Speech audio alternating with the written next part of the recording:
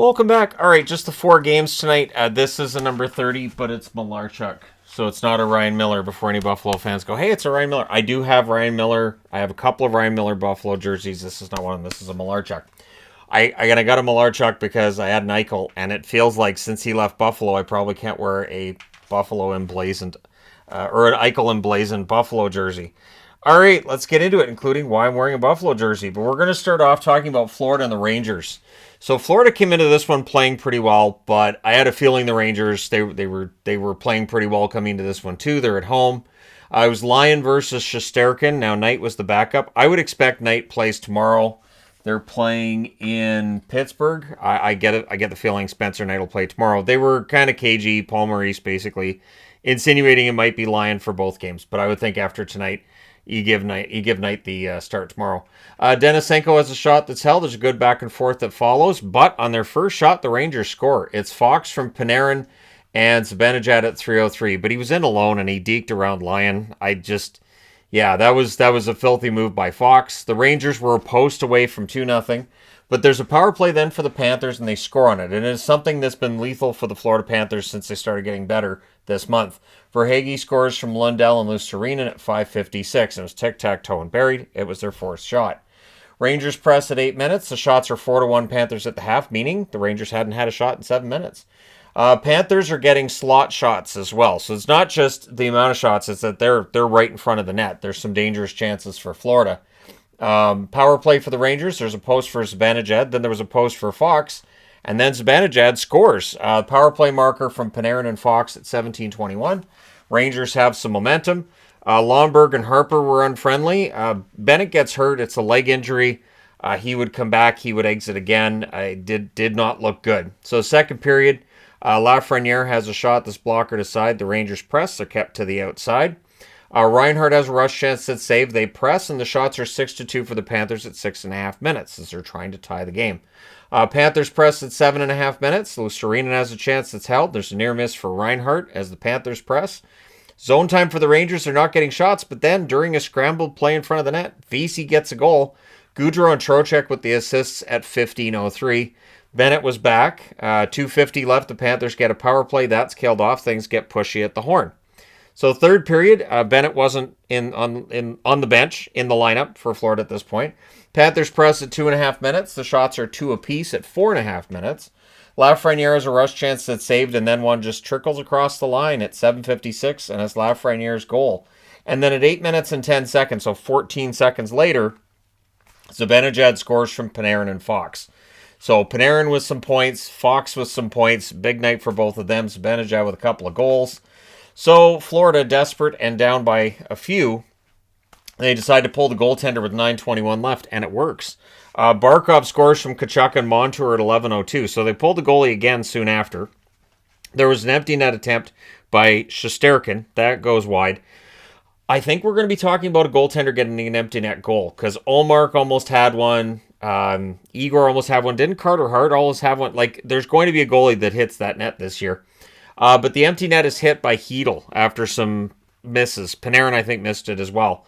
Kakko and Lafreniere with the assists at 16:49. So Lafreniere with a goal and an assist. Your final score is 6-2 for the Rangers. They go to 26-14-7 with the win. Florida 23-21-5 with the loss. The shots in this one, 8-6 Florida in the first, 14-7 Florida in the second. Both teams had 13 shots in the third. The final shots are 35-26 for Florida. Power plays, Florida 1 for 2, the Rangers 1 for 1. The hits were 22-16 for the Rangers. Lyon saves 20 out of 25, and Shesterkin saved 33 out of 35. Really good night for Shesterkin after allowing a goal relatively early in the game, and really locking things down from there. Next up, Toronto and the Islanders. What a story this one was. The Islanders had a really good road game in the first period, and then, things changed. So it's Sorokin versus Samsonov. Pelech is back in this one. Right away I thought, okay, so the defense should be better. Well, so lots of early whistles, no flow early on in this game. Kerfoot has a net feed that's picked off. Samsonov sharp. First 3 shots went to the Islanders. And it would continue on that trajectory. Yarncrow couldn't bury one in close. There's a press by the Islanders at 6 minutes. The shots are 4-0, 7.5 minutes in, and they're pressing again. Kampf has a wraparound. That goes wide. The Leafs are having issues with turnovers. So it's a sloppy game by Toronto. They're not getting shots. When the Leafs press, the Islanders are blocking. Engvall has a shot he fires wide on a rush. Engvall's been all over it the last couple of games for Toronto. It feels like if that puck starts going in for him, he could have a little bit of a run here. Riley has a shot kicked aside. They go a long stretch without a whistle that made up for all those whistles early. 2:43 left. The Leafs get a power play with that first whistle in about 5.5 minutes. Tavares has a shot that deflects high. That's cleared out. Marner has one that's held. Power play's killed off. And then, shortly thereafter, at 19:37, Anders Lee scores from Nelson and Aho, and he jams that one in from this side of the net. So it's 1-0 for the Islanders in the first, and that's your score after the first, and they outshot Toronto by more than 2-1 in that first period. But second period, everything changes. Early press by the Leafs. Romanov's denied and close. The Islanders press. Lee's denied. The rebound's cleared. The shots are 5-1 for the Islanders at 4 minutes. And the Leafs seem to take that personally. Tavares has a net drive that saved the rebound as well. And then at 5:07, Nylander. It's a one-timer. It's his 25th goal. Tavares and Giordano with the assists. The Islanders press for response. They get it. It's Anders Lee with his second of the game from Palmieri and Barzal at 6:18. And that one went under Samsonov's arm and in. Leafs get a power play. Matthews couldn't bury one. The next chance is held. But Samsonov catches them on a change. So he gets that puck up the ice quickly. Tavares ends up getting the power play goal from Nylander and Samsonov at 7:53. And then at 9:33 on a breakaway, Järnkrok scores another, puts the Leafs ahead 3-2. Nylander and Hall with the assists at 9:33. The Islanders would have some pressure with 8:30 left. Holmstrom has a rush chance, that's held. There's a penalty shot for Bunting, that's saved. But then at 16:32, Nylander wires one from the slot. He has 4 points in the second period, not too shabby. He's now sitting at 399 career points as well. And it's all Leafs. 31.2 seconds left. The Islanders get a power play. So that rolls over into the third. The Leafs finish the kill. Good back and forth 5 minutes in. Beauvillier's denied from the slot. And then at 7:44, Matthews gets his 25th goal from Hall. So that makes it 5-2. Shots are 8-7 for the Islanders with 7 minutes left as they're trying to generate. We get 2 minutes of 4-on-4. This would also be the end of that 20-game point streak at home for Mitch Marner. 36.2 seconds left. The Islanders get a power play. That just runs out the clock. Your final score is 5-2 for Toronto. They go to 29-11-8 with the win. The Islanders needed this one. They fall to 23-21-5. Shots 13-6 Islanders in the first, 22-10 Toronto in the second, and then 11-10 Toronto in the third. Final shots 39-33 for the Leafs. Power plays, the Islanders 0 for 2, Toronto 1 for 2. The hits 49-30 for the Islanders. It was a heavy hitting game. Sorokin saves 34 out of 39. Samsonov saves 31 out of 33. I wouldn't be surprised either if Toronto decides to stick with Samsonov in their next game. They need the wins, so they're getting him. All right, next up, Buffalo and the Dallas Stars. So again with Dallas, I get concerned because they're inconsistent. They can look really dominant for a couple of games, and then a game like this. Now, I'm also going to say this. This was a more important game for Buffalo. Florida loses. The Islanders lose. Buffalo wins. They're putting themselves right back in the picture, right? So Anderson versus Ottinger. Rope Hintz was back. It was nice to see him out there. Early power play for the Stars, and Hintz factors in on a power play goal that would be scored. It was Ben from Hintz and Pavelski at 1:48. That was really early in the power play, and it was only the second shot for Dallas. Ben gets dinged on a shot block. He'd stay in the game. Skinner hits the outside of the net. The Sabres press. That draws them a power play. Stars don't let him set up. Shorthanded rush for Kiviranta held. And then Kiviranta enjoyed that so much. He has another rush chance. That one was saved as well. That power play's killed off. The shots are 6-0 Dallas, 7 minutes in. Dahlin saves a Dellandrea goal effort. It would have gone in without Dahlin. And then Dahlin, on a face-off win, ends up getting a goal. Mittelstadt and Jost with the assists at 11:29. I don't mean he had the face-off win, but the Buffalo Sabres did. So he buries it. That was only the second shot for Buffalo, and I said out loud, it's going to be like that, is it? So, because Dallas had been dominating, and all of a sudden, it's a tie game. So, Sabres have momentum. They get a power play. Dallas kills that off. They didn't allow any shots. Skinner has a net drive. That's defended. In the last minute, there's a press by the Sabres. So, it's 1-1 after 1. Second period, Krebs, High sticks the ref, draws blood. You don't get a penalty there. You just feel bad. Or in his case, you get a kind of a chuckle out of it because the referee was okay. Hanley fires one high as the Stars press. The shots are one apiece at 4 minutes. Hintz fires one wide on a rush. The Sabres press at 8 minutes. I also want to clarify, somebody on the bench had said something to Krebs that made him kind of chuckle. So it's not that Krebs was laughing that he had high-sticked the referee. I want to make that clear because I know that's how it might sound. Hintz fires one wide on a rush. The Sabres press at 8 minutes. Guryanov's denied and close. The fans call one. The referee doesn't. I didn't hear ref, you suck tonight. I really thought I would. Sabres press with 8.5 minutes left. Foxa has a wraparound that was saved. Darlene then had a point shot for Buffalo that was held. Strong road period for Buffalo in that second period, though. They really didn't give Dallas very much. So we're going to the third with the score tied. Guryanov has a net drive that saved. Sagan's denied. The Stars press. And then Olofsson. And as soon as he scores now, I hear gimme, gimme, gimme by ABBA in my head. Skinner and Thompson with the assists at 1:44. It was a turnover, 3-on-2, and then he buries it. Sabres had momentum with the lead, but Dallas would tie it. It's Robertson. During a press on a face-off win, he scores from Pavelski at 5:58, just buries it in front of the net. So Robertson getting hot again. Marchman tips one wide. His next chance was saved. Okposo has a shot kicked aside. Stars press with 7 minutes left. Tuck had a rush chance. That was held. With 3:19 left, the Sabres get a power play. That was killed off by the Stars. We're going to overtime. In the overtime, the Sabres control early. Tuck steals one from Hintz. So Hintz had an opportunity. Tuck just takes it away from him. There's a post for Owen Power, and then his next opportunity, he buries it. He gets the overtime winner. It's his first goal of the season from Thompson and Tuck at 56 seconds. So it was a pretty entertaining overtime, if short, and it was a really nice pass by Thompson. So Buffalo wins on the road 3-2 in overtime. They go to 24-19-3 with the win. Dallas 28-13-8 with the loss. So Buffalo not done yet. Now when it comes to playoff consideration. The shots in this one, 14-8 Dallas in the first, 9-7 Buffalo in the second, 10-6 Dallas in the third.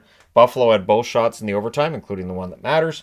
Final shots, 31-25 Dallas. Power plays, Buffalo 0 for 3. Dallas 1 for 1. The hits, 26-13 for Dallas. Anderson, 29 saves on 31 shots. Ottinger, 22 saves on 25 shots. And again, it's just that the inconsistency with Dallas is the one thing that concerns me. I know they're first. I know they got a point, but I still have some concern. And yet I'm happy for Buffalo. So kind of all over the place on that one, right? All right, next up. The last game we're going to talk about is Columbus and Calgary. This was the homecoming for Johnny Hockey. During the pregame practice, Columbus Blue Jackets players were booing Johnny Hockey as he was out skating around to give him an idea of what he was going to get from the fans tonight, and they were right. So it was Korpisalo versus Vladar in this one, and it does feel like Vladar's getting a lot of starts now. Marchenko has a rush chance, that's held. Shots are 3-1 for the Flames at 3.5 minutes. Mangiapane has a rush that's defended. There's a near miss for Lewis. So Toronto. So Calgary's getting their opportunities here. Hanifin has a shot that's held. The Flames are really controlling things. Penalty shot for Gaudreau, and he fires wide. One of the loudest cheers of the night is Johnny Gaudreau missing the net on a penalty shot. Gaudreau then had a rush chance that was held on his next shift. You could tell he wanted to beat his former team. Welcome Back gets some cheers, so they did this nice video package for him, and then as soon as the video package was done, we're back to booing him out of the building. Kadri has a near miss. His next shot is saved. Zadorov is denied from the slot. Reverse hit flattens Bernie, and it was Huberdeau that threw the reverse hit, and then he went after him again. So Huberdeau throwing some hits out there. Flames press with 8 minutes left. Marchenko had a wraparound. That was held. And then Dewar puts Calgary on the board. He scores from Uyghur at 16:20. And it was a delay in calling it a goal. What's funny is when the play-by-play guy says they scored, the light doesn't come on, the referee doesn't signal, and he's like, maybe it's not a goal. And then it was a goal. So he was right. He saw it. Nobody else seemed to see it. So Blue Jackets get a power play. That's killed off 2 shots. So Calgary avoids disaster there. And the Flames would press in the final minute. So coming out of the first period, Calgary outplayed the Blue Jackets badly. It's 1-0. The only reason it's not 4-0 is because Korpisalo was fantastic tonight. Second period, early Jenner shot is held, and then Kadri buries one in close at 1:32 from Zadorov. Zadorov's getting his share of points this year. Jackets press at 2.5 minutes. Laine fires one wide. Dubé has a chance then that's held. The shots are 3 apiece at 4 minutes. But again, now Calgary's up 2-0, right? Pressed by Columbus at 7 minutes. Laine has a net feed. That's picked off. Columbus would get a power play, and they would score on it. It is Marchenko with his 10th of the year. He doesn't have an assist yet. Who needs assists when you're getting all the goals? Gaudreau and Laine with the assists at 9:04, and he wires at top corner. Marchenko's got a good shot. Then there's a delay of game call. Gives Columbus another power play, and they score on it. It's Laine from Gaudreau and Boquist at 9:53. Fires that one short side. And after that, we then had a fight between Olivier and Lucic. Lucic holding his own. Might be one of the older players, but he holds his own and fights against younger guys. Huberdeau has a rush chance that saved. I know, people would argue, didn't he win the fight? He did, and that's what I'm saying. Flames then get a power play. Right after it ends, Calgary gets a goal. It's Mangiapane with his 10th, I believe, from Backlund at 16:17. So gives Calgary the lead back. It's 3-2 now. 2 minutes of 4-on-4 would follow, but it doesn't end up being the full 2 minutes because with 2:17 left, Columbus gets a power play. So it starts as a 4-on-3, it ends as a 5-on-4, but it's killed off without a shot. So good penalty kill there. We're going to the third period. Tanev, who got hurt in the first period, did not return for the rest of the game, and in the third they talked about it, and so he was done. Flames press at 3 minutes. However, at 4:34 on a rush, it's Jenner. Jenner scores from Laine. Flames press to respond. There's a post for Gaudreau. The Flames cleared out. It was weird to rate that on the board because I'm used to Gaudreau being on the Flames. Uyghur was really having turnover issues tonight. I thought it warranted being on the board. There were a few really big turnovers by Mackenzie Uyghur. Too many men on the ice by Columbus. No, it wasn't. They showed it from a couple of angles. There were 5 guys on the ice. It hit a guy right next to the bench who was coming off. And I guess that's what the referee saw and assumed there were 6 guys on the ice. There weren't. And then the way that the guy jumps off the ice as well. I think it was Gavrikov jumps off the ice as soon as the puck hit him in the foot. But there was no replacement for him on the ice that I saw in the angles that they showed on TV. So it should not have been too many men on the ice. So Columbus killed it off. There are times where you'll see those penalties that might be a little not... Maybe they shouldn't have called it, and then you see a goal, and you're like, ah. But at any rate, it's too many men on the ice. There's no goal, so we go to overtime with this game tied at 3. Flames control early. Kadri's denied. It was back and forth, very much back and forth. I didn't have a lot of room to discuss everything, but we can discuss the goal. It's Dubé from Mangiapane. Dubé's first career overtime winner at 2:25. Buries it on a rush. It was a 2-on-1 on a turnover by Johnny Hockey. So your final score is 4-3 in overtime for Calgary. They go to 23-16-9 with the win. Columbus 14-30-3 with the overtime loss point there. So your shots 17-7 Calgary in the first, 15-9 Calgary in the second, 13-7 Calgary in the third, and 4-1 Calgary in the overtime. Without Korpisalo, this game would have been so lopsided for Calgary. Final shots are 49-24 for the Flames. Power plays, Columbus 2 for 4, so that's what gets them to overtime. Calgary 0 for 2.